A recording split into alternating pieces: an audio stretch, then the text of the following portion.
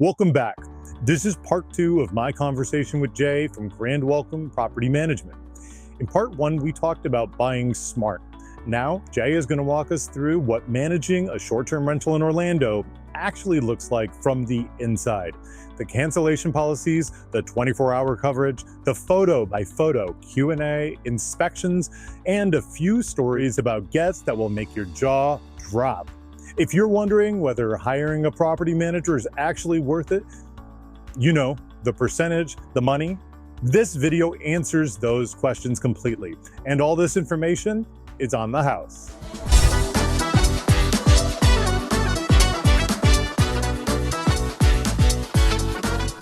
It's a constant thing. And I keep telling people this, you're running a business. Yeah. And you have to keep up on things. That's why it's so important to hire a property manager, because I promise you, you're not going to have the time, whatever your percentage is, 15, 20, 18, 25, whatever it is, it's worth it, because they're going to save you so much time knowing that kind of stuff to tweak it when the time's right, to get more bookings, more ADR, all those kind of things.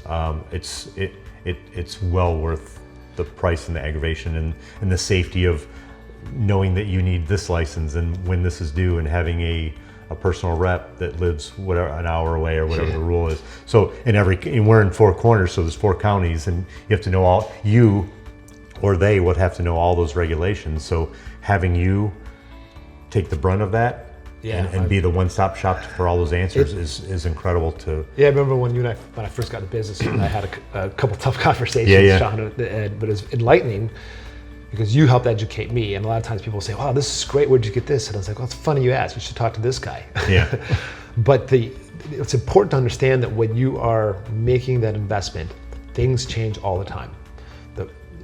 And there's a very steep learning curve. Like it is a long and arduous process to be educated in the taxes and the business licenses. Mm-hmm. You can certainly do it by yourself and invest the hours into it. We're down to a science now where we're pretty quick on it, but it's something that's done every month.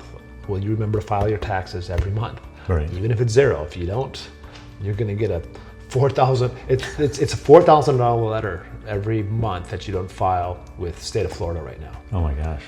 Now that's steep.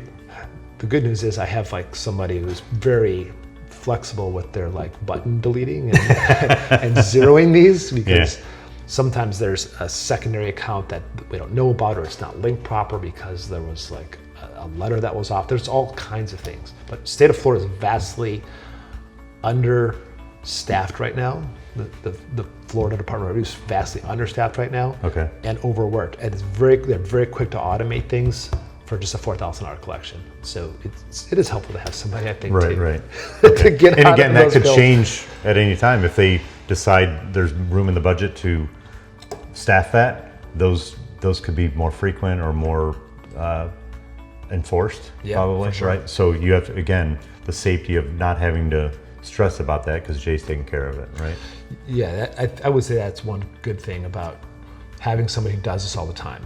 And when someone calls, they say, look, I'm looking and I've got this agent. And I said, cool, tell me about your agent. How often is he there? Because if he's not there every day, or how many houses has he or she sold in the 4 Corners area? Yeah. And if it's one the last year, I'm like, look, please talk to Shawn. just please do me a favor, just talk to Shawn, have a candid conversation, because this is what he does. You need to have somebody who's selling homes here all the time. Right. What's the difference between this house and the house next door? That's the exact same. They're both 7-bedroom homes. What's the difference? Yeah. Cancellation policy. I mean, it could just be as simple as that, and that's why this house does better. It could be that we've got a 7-bedroom home that sleeps like a 9. And maybe the house next door's got a 7-bedroom that sleeps more like a 6, or they've blocked off a room because that's where they want to keep their stuff, which you can do. Right. So there's little things that's important to understand, that small little details can go a long way. The most obvious thing people look for is, is the home themed out? Is there stalactites dripping from the ceiling, and is there a T-Rex coming through the door? And we found out in around 2020, 2021, those numbers were 100%. This home in the house next door, that house would do 100% more than this house if it had standard furnishings, and that one had a Tyrannosaurus and a Jeep running through. Right. Now that that margin has shrunk considerably. Okay, Like it's good to know. Like vastly, it's probably closer to 10% versus like the 100% change it was. So I always tell somebody, if you want to go in and theme out a house, absolutely go theme out the house. But if you're going to put 100 grand into it, you're not going to see that back in a year.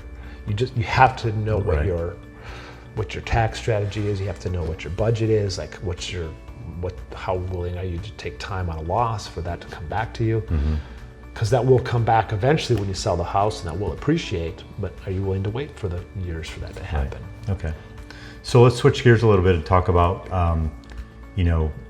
the service aspect, what you provide versus what sets you apart from.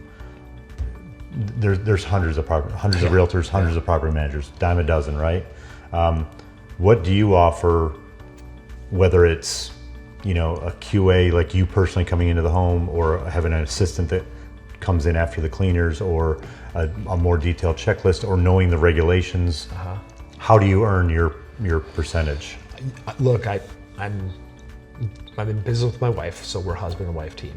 And for us, all we want to do is be approachable, transparent, honest. Like if we can just be honest, transparent, and approachable, and generally have somebody available 24/7 for you. I sleep, so I'm generally not available at 2 a.m. Right. But I have somebody on my team who is available. They may not be able to answer the question that I am there for, but they need to get in the home, or they've got a phone call from the HOA about a party that's going on. We'll take care of that. Yeah. And some of our homeowners, well, what do I do? I got this phone call. Yeah. Do they have our number? Like if the HOA doesn't have our number and you haven't communicated that with them, or they haven't saved it, or sometimes there's a new person at the front desk, we always want them to have our number so we can get somebody 24/7 on the phone, sheriff or somebody to the home. Okay. And that's what's important. But for us, it's always just being honest, open, transparent. That's how I want to be treated. This week, some property manager reached out to us, didn't realize that so one of our owners has us listed as like a owner or proxy for the home. Like there's only one owner that has this. Yeah. Kind of a weird guy, but he's in China. So I sometimes get these phone calls, and this property manager said, "Hey, I'm calling about your home at Windsor West Side. Are you interested in switching property managers?" I said, "No, not really." And then she kept pressing. "Can I get you a revenue projection?" I'm sure. Go ahead, give me a revenue projection. And this is where it kills me, Shawn, because they gave me this revenue projection, and I knew exactly what the house is bringing in. I knew exactly what the averages were in this neighborhood. She sends me something that is pie in the sky. Like it was incredible. It was 2x what the house would do in the best of times, fully furnished. Wow. And so I wrote her back and I said, "How did you come up with this number?" And she showed me the screenshot of the software, which just happens to be the same software that I use. So I ran the numbers and I sent the number and I said, "Look, this is the number that I'm getting, and this is the number that I'm receiving. How did you get?" She says, "Well, with our patented this, and this." And what I realized when I looked back at the data, she gave me the top 5 homes in the community and promised that this home that I manage was going to end up in the top 5. Without any money, without any theming, without anything other than this is what we do. We put you here. Like that's just not honest. Right. And I don't know how they managed to have that conversation a year from now when half of that comes in. But I want to provide realistic numbers. I want to provide realistic expectations. And I want to be available for you to answer those questions. Okay. Very good. I've got so much more I want to talk about. But and again, the questions come up all the time. Like, can I customize my experience with you? Like, if I say, like, what's important to me as an owner, is it high dusting? Is it a checklist that the cleaners use? Is it putting pictures inside the doors for the cleaners so they know how everything goes back? Like, how much can you customize or willing to a certain owner's expectations of you? Because it's a business, they want it, and they're not here, they're in another state or another country. They don't get to come here very often.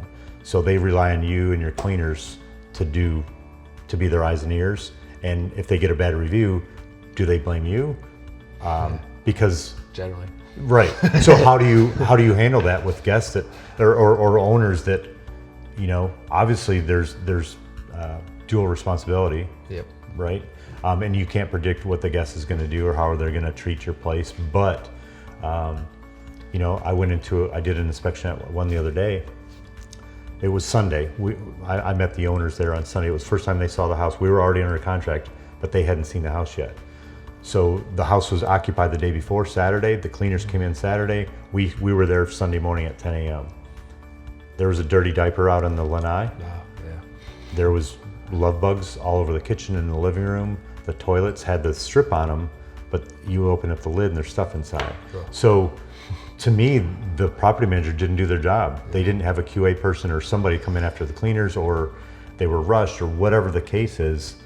So now the owner doesn't know any of that. Yeah. And I don't expect you to take pictures or video every time you get your turnover. No, but we do. Okay, there you go. So the expectation that we have for our field team, and I don't get in the field very often anymore, but the expectation is that great people are in the field every day.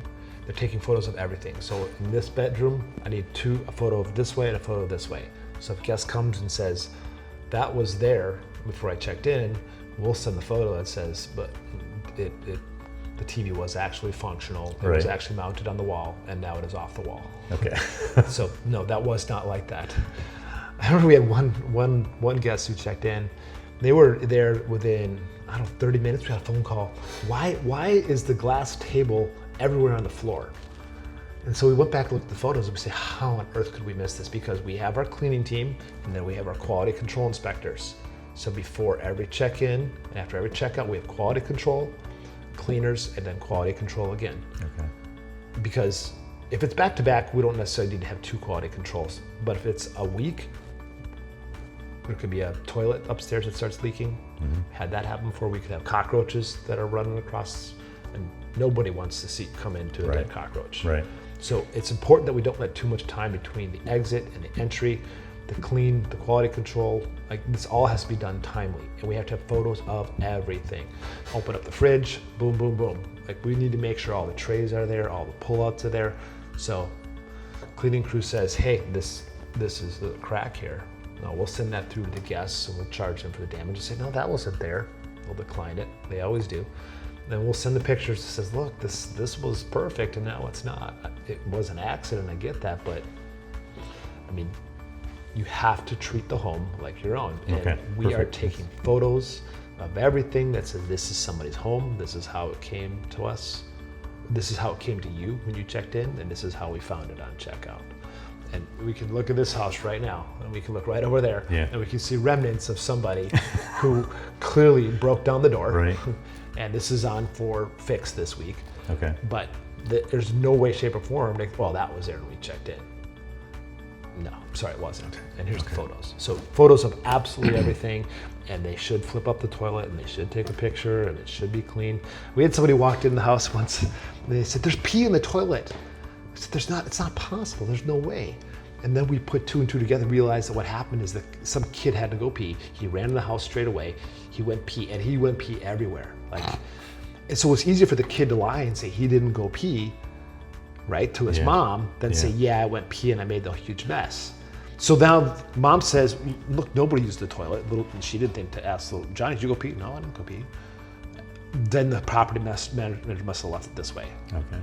No, here, toilet was clean. One time we found, guest says, there was poop on the curtain, the shower curtain. We had the pictures. There's no poop on the shower curtain before your check-in, and now I see, you're right, there's poop there. But before you checked in, Ms. Jones, it was not there. I'm sorry. We're not gonna send the cleaning crew back for that when little Johnny probably just had a moment. So you are the only person in between the guest and any complaints or needs or anything. The owner, if they hire you, the owner doesn't have to know about any of that stuff. You might send them a report or something, I don't know, but they're not getting a phone call ever, right? Correct. Okay. Yep. Okay. In fact, in this house again, to this owner, he messaged once, why didn't you tell me about this? Because the review was, I saw that the door was broken down, and this is, I didn't feel safe here. He said, look, like, it was absolutely safe. We told them, but they did they did mention it on the review. It was a 5-star review. They said they could tell that it needed that you can look over there, like it needs a little tune-up. Well, we just came out of the busy season, so now we have the time to do it because we're not in the busy season now. And so in the instance where this owner wanted to, why wasn't I notified? Did you want to be notified about the party in your home? Like we cleaned everything up, we took care of everything, and it's going to be back to exactly the way it was in 2 days. Right. But did you need to know about that? And that's what I asked him, and he wrote back, absolutely, I do. And I was like, okay, noted. And then the next day, he said, you know what, you had a chance to think about it. You're right, I don't want to know about it. You guys are doing your thing. I appreciate that. Yeah. Okay, so now you know how to buy right and what the management looks like day to day. If you have any questions for Jay himself, make sure to check the description box below for his contact information. The last piece, and honestly, the one I get asked about most, is the strategy side. And in part 3, Jay and I are going to talk about passive income myths, how to use data to pick the right market and bedroom count, whether theming a home is still worth $100,000 or more in some cases, and what to inspect before you close. If you want to know where the money actually is in this market right now, subscribe to see part 3 when it's on the channel. And of course, all this information's been on the house.